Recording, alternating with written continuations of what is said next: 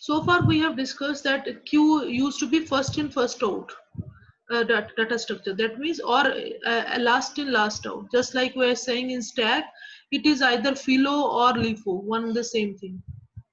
So what will happen? Queue may not be necessarily first in first out always. There are some other variants of that queue that is called DQ. This DQ term is different from the DQ operation. Remember this thing. This DQ is the operation for deletion of the element from a linked list. From the linked list, this DQ is a double-ended queue. This just see the spellings of this. This is called double-ended queue. What is this double-ended queue? That depends on the application. You can apply wherever you want.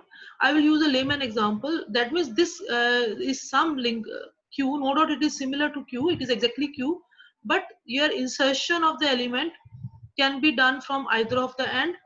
Similarly, deletion can be done from either of the end. There are two variants of that, like input restricted queue and output restricted queue.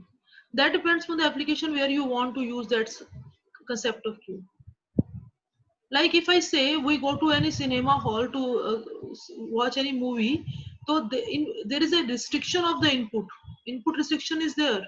That means you will be going only from one end. Input is restricted, but once the film is over, all the possible doors are being opened for the mob to come out from that cinema hall.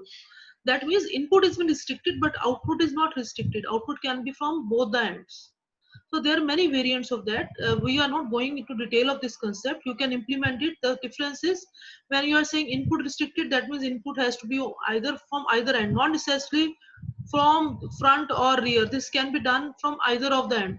That depends on the application. And output restriction means output can be done from the both. Input restricted means input has to be only for one end. Output can be from any of the end. Output restricted means output will be done from only one end. Output means deletion of the element, but input can be done from the both ends. These variations are there. You can implement the same depending on your choice.